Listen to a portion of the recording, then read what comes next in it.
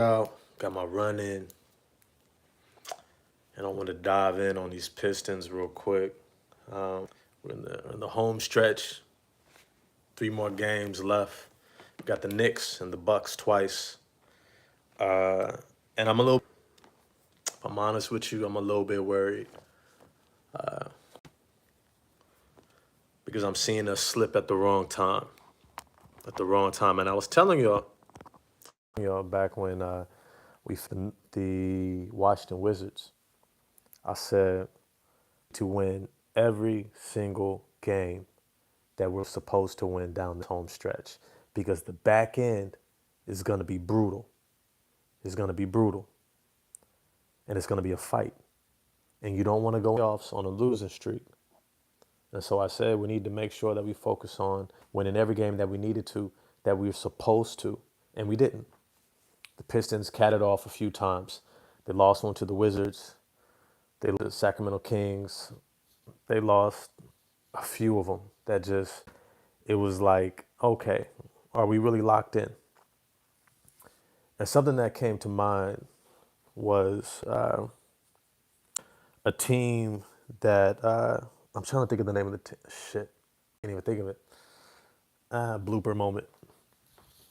Either way, it was a team. It'll come to me. It was a team that they were talking about culture of the team, and for the Detroit Pistons, it had me think about this offseason, this draft, and how important it is to maintain the culture of your team. And that sometimes it's taken for granted. Like I know we were trying to build something. We were struggling last year, right? Coming to this year, we got JB Bickerstaff. Trajan Langdon did the obvious move, which was we need shooters, and we need guys to be healthy, and we got all of that, really for the most part. And we've had a great season. But for the Detroit Pistons going into this offseason, one of the things that is going to be imperative is that in culture, guys. I know we got Isaiah Stewart. He's the linchpin of our culture. We've got we got Ron Holland. I think he definitely carries the culture. We got Asar Thompson. But if we're honest, outside of those three, I don't know there's necessarily culture carriers on this team. Cade Cunningham, I don't think is necessarily a culture carrier. Jalen Duren isn't necessarily a culture carrier. I would say Jaden Ivey, to an extent, is a culture carrier. He plays a lot of intensity, plays hard, kind of has that hard hat mindset, going to work, focus, and that's dope. And that's dope. But for these Pistons to take the next step, they need to bring in guys who reinforce who they are trying to become. And what that means is that they draft in the second round, who they target in free agency, has to be somebody who reinforces the culture that JB Bickerstaff is trying to really create with these Detroit Pistons. Because at times, Cade Cunningham will get relaxed. Jalen Duren is unfocused. You have other guys like Fontecchio kind of just doing his thing. I mean, guys are playing hard, and that speaks to the buy-in. But it isn't necessarily who they are, and that's the difference. That's the difference. Is that there are some guys who compete on both ends, no matter what, all the time. And those are guys that carry a culture of competitiveness, of defense, who carry a culture of what they say they're trying to create in Detroit. But here's the thing, if you don't bring in guys to reinforce that, it's just talk. And I know somebody posted recently with all the Denver Nuggets, they were looking at Michael Porter Jr. is likely going to be available this summer. And he fits a need, a stretch for who can really open up the court for this team. I think he could be a dynamic offensive player alongside Cade Cunningham and Jaden Ivey. And at the same time, he is not someone who reinforces the culture in Detroit. He's just not. Now I've pointed out other guys like Jabari Walker in Portland. I even like Delano Banton in Portland.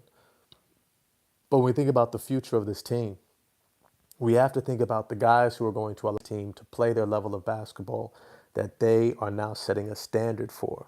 And if we see down this stretch, there's been times with JB Bickerstaff, I've been a little frustrated because he's gone with the veterans whom he trusts more, execute his system, and provide the spacing. Malik Beasley, Tim Hardaway Jr. But at the same time, they're not defenders. They're not physical.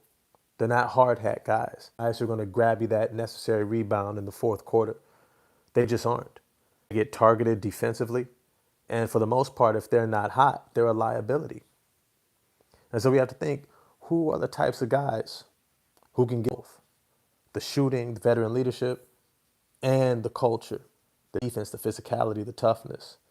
Every Whiteside was good, my man. We need OG Anunoby type. Yeah, facts. Facts. That's precise. We need somebody who plays physical. We need somebody who doesn't mind mixing it up. We need someone who is versatile and is going to say, it doesn't matter if I'm shorter than the guy that I'm guarding. I'm going to fight every inch. Those guys that really dictate winning in the long run. Remember, I've said it before. I've said it multiple times. If we had kept, and I know he didn't want to stay in Detroit. I get that. I get that. If we had kept, what's my man's name, who's now in Philadelphia. Can't believe I forgot his name. I've been talking about him for a while now. He was with us at the end of last season from the Knicks, then he Dallas Mavericks. You know who I'm talking about, Avery. You know who I'm talking about. Played for the University of Houston. Actually played with Marcus Sasser. But he's somebody who was there. Matter of fact, this is eating at me. I don't know why I can't think of Quentin Grimes. Like, that is 100% the type of player that we need. 100%. Quentin Grimes is the type of player who can defend multiple positions, probably the 1 through 3. He's strong enough. He's mobile enough. He's agile enough. But more than anything, it's a part of his DNA. It's in his nature. He fights. He fights. And I know he had a tough shooting stretch at the end of last season, but he's a competitor. And people didn't realize this, but most of those games last season, I want you to go back and check. Even I had abandoned him. He was still a positive in the plus minus every single game. Every game. He ended in a positive in the plus minus, whether we won or lost. Because he's out there for the things. He plays hard defense. He gets out in transition. He makes the extra pass. He's playmaking for others. He's getting defensive rebounds, offensive rebounds, getting loose balls, getting deflections and steals, getting putbacks, getting tip outs for extra possessions. He sets a screen. He moves out the ball. He's doing so many things that contribute to winning at a high level. He's not a guy who just shoots, whose primary form of contributing to this team is just shooting. And why that is important is because of who we're going to have next season. I keep saying this. Jaden Ivey's going to return, and he's going to have 35 minutes a night. Cade Cunningham is going to be at 32, 35 minutes a night. Asar Thompson is going to be at 35 minutes a night. Tobias Harris probably at 24 to 28. Jalen Durant should be somewhere around 30 to 35 minutes a night. Isaiah Stewart's going to get a lot of minutes. And then we're going to have Ron Holland's going to be getting at least 20 plus minutes a night next season. Marcus Sasser, I think he's shown us enough to suggest that he can step into that role that Dennis Schroeder is playing and do it even better because he's going to be a better shooter. He's going to give you good point back defense. Yes, he's going to get picked on at times if he's starting. But as a backup point guard, look, Peyton Pritchard is 5'10", 5'10" on a good day. Right? Marcus Sasser is 6 feet, 6'1" on a good day, right? You can get away with a smaller backup point guard. And I think he's going to be that much better in year, right? So he's going to give you what Dennis Schroeder is giving you. But then you're going to still need somebody in between.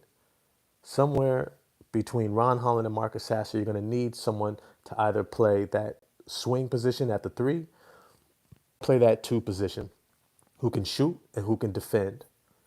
Right, Beasley and Hardaway Jr. can give you spacing, but they are not physically strong enough at the wing position and can't lock down. Facts. That is 100%. That is 100%. You know, because when I see, and this is why I talk about culture. This is why I talk about culture. Because when we saw in these games, these past few games, when the Detroit Pistons have been struggling, We've seen Jake Staff default to veterans who can shoot more so than players who can defend. And this is a culture point. This is a culture point. What are you really about? What are you really reinforcing? Are you telling Ron Holland? Are you telling Bobby Clintman? You telling these guys, hey, your value is in playing hard-nosed Detroit basketball defense? Or are you telling them that their value is in their ability to knock down threes? What is your team going to be about? What is your culture? I definitely, I completely agree, Avery. I do see Ron putting on weight. He's still not in his grown man strength yet. He's going to get a lot more physical, which is only going to bode more and more to more and more success with the Detroit Pistons, with his ability to play multiple positions. I think he's going to be similar to Asar Thompson, defend four positions in the next probably 2 to 3 years. He's strong enough. He's already strong enough to guard the wing position, but he just doesn't have that, physicality yet. But he's going to get there. To say that who we bring in alongside of him is going to be key. And when we see Jacob's staff going with shooters over defenders, that worries me. Because then it says, what are you communicating that this team is about? What do they on? Knocking down threes or playing defense?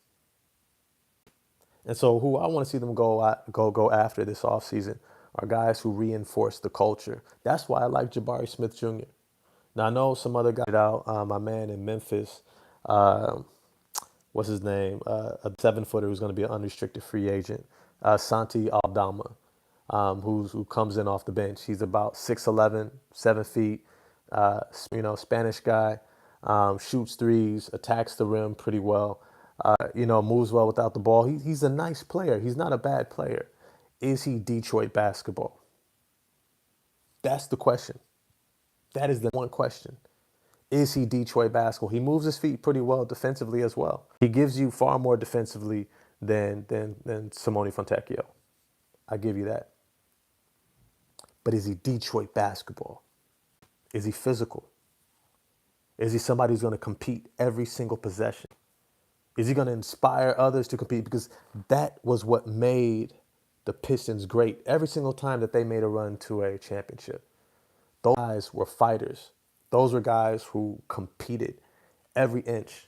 And especially in the playoffs, they showed up in those big games, in those big moments. Those were guys who were fighting for inches, playing their roles, but you could count to defend, to know where they needed to be, to understand the assignment and get it done.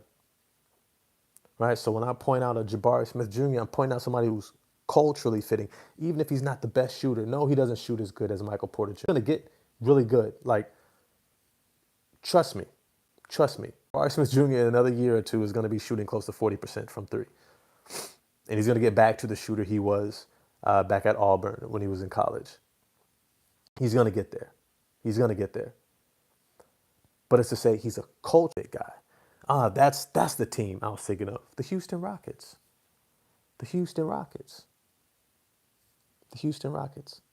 And what I love about the parallels between the Rockets and the Pistons, which really is something that we really need to unearth more because there's so many similarities.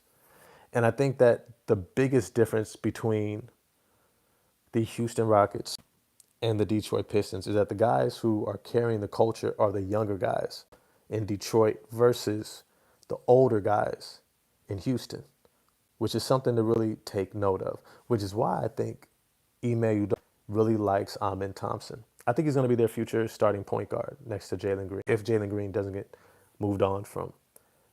He's just that instrumental to what they do. And I think you can get away with him playing point guard. He's going to eventually into that role. He's always played point guard. He's got the handle. He's got the floor vision. He's got the feel for the game. I think he's a full-time point guard in the future. He's just going to be dominant at that role.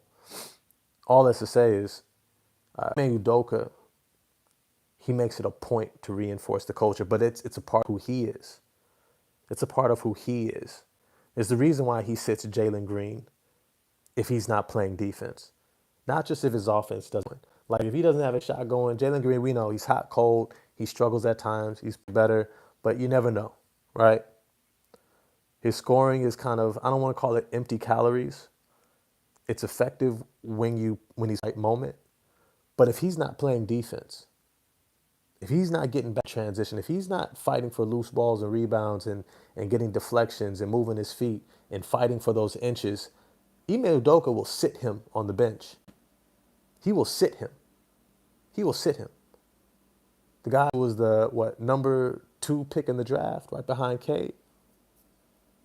He'll sit him, bench him for a whole fourth quarter because he's focused on the culture of the team. And that's why Dylan Brooks has such sway.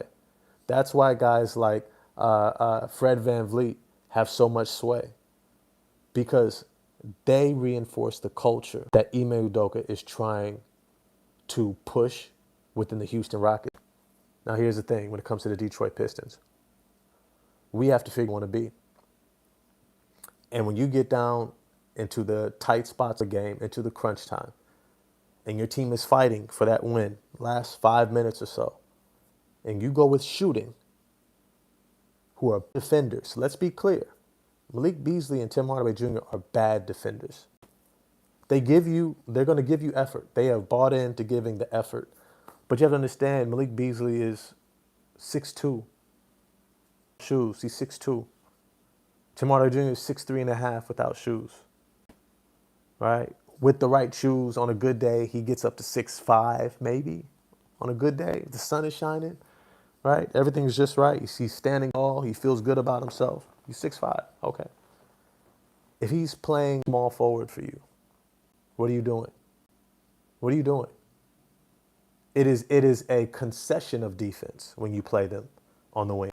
When you go with the Dennis Schroeder, Malik Beasley, Tim Hardaway Jr., you are conceding defense. And I'm seeing that too much from JB Bickerstaff. I'm seeing him concede defense for three-point shooting. And for me, I have to question, what is the culture that you're trying to create there? Because for me, especially when it comes to Detroit basketball, I would rather lose playing great defense and you just couldn't hit a shot. We're shutting down the other team. Rather than to lose because you were missing threes and you couldn't stop the other team. It's a focus. What is your culture? What is this team going to be about? Now, I know we got 3 more games left. And I've been saying it. Dennis Schroeder, banged up. He's not in rhythm. Sit him down. Play Marcus Sasser. Don't play the back-to-back with the starters. Choose one of those games to play only your backups, right? I would say probably the second of the back. Or you could do the front end against the New York Knicks, who you're probably going to see in the playoffs. You may not show all your cards. But make no mistake about it, the New York Knicks are probably going to play their starters because they're trying to get back into a rhythm. Jalen Brunson, a minute. Deuce, Miles McBride has been out for a minute. So they're trying to get their rhythm. They got Mitchell Robinson back. They've got the full roster. And they're trying to make a run for a chip. Make no mistake about it. That is their focus. That is their focus. So I wouldn't be shocked if they play their starters. And we can choose what we want to do. I would love to see JB Bickerstaff tinker with this roster. Say, hey, you know what? Let's play the backups. Let's rest our Thompson. Let's rest Jalen Duren. Let's go with Isaiah Stewart, Simone Fontecchio. Let's go Ron. Let's go maybe Malik Beasley because he's trying to win that three-point record or be the NBA's leading three-point made shooter for the season. I don't know what you call that. But have the most made threes at the end of the year. And then start Marcus. And then off the bench, go with these other guys. Go with Bobby Klintman and Tolum Smith and Paul Reed and what's the other dude with the locks who plays back point guard? Go with those guys. Let them play Detroit basketball. Let's see if they can focus on playing Detroit basketball. Yes, run the, be unselfish, make the extra pass, movement without the ball, handoffs, cutting to the basket, getting out in transition, try to get deflections, create turnovers. Yeah, play with that intensity. Shoot, let Marcus Sasser get his 25 to 30. Let him get up to 30 minutes. Let Ron Holland get 30 minutes. See what he can do. You know? Let's see. Okay, Paul Reed, you know what? Hey, just give us minutes. Simone Fontecchio, hey, do what you can. Do what you can. Right? But let's see what happens. And let them play Detroit basketball.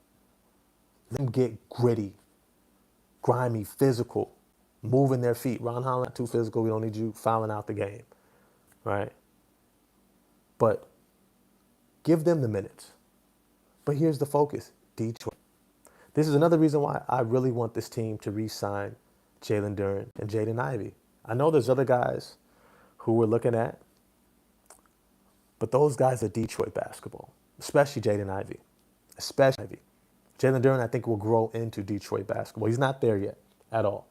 At all. He does not play nearly as physical as his physique might suggest. Yes, he's an imposing presence. He plays off of that far more than he plays in it, right? He's not clearing out guys with his size, with his mass and his weight on him, forcing the defense to feel his presence. He doesn't impose his presence yet, right? And when I say impose, I mean getting to that free throw line constantly because he's driving to the basket and going through guys, forcing them to deal with his mass, right? He's trying to get around guys. He's trying to move and go around and avoid the contact. And not necessarily avoid the contact, but to go around that defender instead of through the defender. We need him to go through guys. We need him to play physical, not reaching in and picking up dumb fouls, but playing a physical brand of basketball that puts pressure on the line. So he's not quite there yet, but I think he will be. Let's reinforce Detroit basketball. Justin Chatton was good, man. OG, Josh Hart, Mitchell Robinson are out tomorrow. Oh, wow, they're all out. Okay. Same thing. Same thing. Play the young guys. And then we can play our starters the following night against Milwaukee. Play them all the way. I wouldn't give them heavy minutes. Give them like 24 to 25 minutes, 24 to 26 minutes. And then let the reserves jump in, give them the minutes. And then that last game against Milwaukee, I might do the same. Starters for half the minutes, and then put in reserves, because we need to be playing a brand of basketball that reinforces who we are trying to be, because that's what's going to carry you through. Knowing who you are, knowing what your focus is, knowing that no matter what, this is what we do, whether we're shooting well or not, whether things are going right or things are going wrong, who we are is this. We are going to play physical, intense defense. We are going to get up into you. We're going to get the rebounds, the loose balls. We're going to fly around on the court. We're going to get out in transition. We're going to dunk on you. We're going to fight you every step of the way, and you're going to have to deal with this, whether our shots are dropping or not. So this offseason, as we make our moves, we need to reinforce that. We've got to reinforce that. Every Whiteside, I'm making Brunson in the playoffs, making him play both sides of the floor. Well, yes, of course. That's the outlook, 100%. I think they are going to probably try to hide Jalen Brunson on Tim Hardaway Jr. I don't know if we have the type of offense that can exploit individual mismatches because we don't necessarily orchestrate ourselves that way. And I don't know if Cade Cunningham is, I don't know if he's there yet in terms of floor generalship, where he's seeing the game and he's moving things around and he's like, hey, you know what? Jalen's on Tim Hardaway Jr. I tell you what, we're going to drop this off to you, Jalen Duren. We're going to do this little handoff. You're going to give it to Tim Hardaway Jr. He's going to come over the top. He's going to pass it to me on the wing. He's going to set a screen. And we're going to force Jalen Brunson to come off and have to guard me. Right? I don't really see that type of mental game for Cade Cunningham. I think Cade Cunningham just looks at the floor just like, I can get to the rack against anybody, score against anybody. I think for Cade Cunningham, he thinks everyone's food. He thinks everyone is food. He thinks everyone is Jalen Brunson. And I think he's going to kind of find out the hard way in the playoffs. You might be successful against anybody to some extent, but it'll be hard. It's going to wear you out. It's going to tire you. And it's not going to be for your team's interest to win the game, especially down the stretch, especially when the game is close towards the end. Now, who knows? Who knows what happens in the playoffs? We might find that right energy, chemistry, blow the brakes off them. But I'm going to be in for a fight. We're going to be in for a fight against the New York Knicks. And what's going to save us, what's going to give us a chance, is playing our brand of battle. Not just executing the offense. And that's a major important thing, and I'm going to get to that in another video. We have to we have to stay unselfish. Cade, I need you to stay bought into scoring within the flow. I get that score whenever, but I need you to stay in the flow of the offense, because when you step outside the flow of the offense, everyone starts standing around and watching. And when they start standing around and watching, they're not active participants in the offense. And the moment you come off the floor, they're cold. Or the moment you get tired and start to defer, they're cold. They haven't been touching the ball. So you've got to stay in the flow. And that means trusting other guys to make plays, moving off the ball, looking for opportunities to score off of Tim Hardaway's, catch and shoot, catch, hard close out. He steps in and you dive in off the ball for it in the paint. Right? You've got to stay in the flow. Save the one-on-one dominating play for the end of the game, the last 3-4 minutes. Not trying to do that the whole game. It never works out for us. It just doesn't. But outside of that, I'm holler at y'all. I do want to know, who do you guys think the Detroit Pistons are going to draft? Who do you think we're going to draft? There is a brother, I forget his name. He plays for the G League for the program. I think you want to say he's like 18 years old, 19 years old. But he's like 6'8", close to 6'9", real athletic, thin, wiry guy. Has that almost like that Modest Buzelis wiry strength, but far more athletic. And I think he could be someone, and he has really good ball skill in terms of ball handling, passing, playing, creating his own shot, getting out in transition. Reminds me a lot of Josh Childress. But I think that he could be a great asset for this team to look at in the draft. There's a couple other guys who might be, maybe an upperclassman who could be a 3-and-D type of guy, play like a Max Strus type of a role. But either way, who do you think that we should look at in the draft? Who do you think that we should look at this offseason? Oh, my bad. Whiteside, would you say? If Asar can be an on-ball attack, I don't want to see him gassing out or hero ball. Yeah, Asar Thompson, I think, is going to be long-term best suited as our primary defender, forward to wing defender, meaning guarding the best 2, 3, 4 position guy. He can guard at the point of attack. But I think when Ivy gets here next season, he's going to be able to do that from the point. Because I don't know if you guys have noticed, man. Go back and watch Jaden Ivey this season defensively.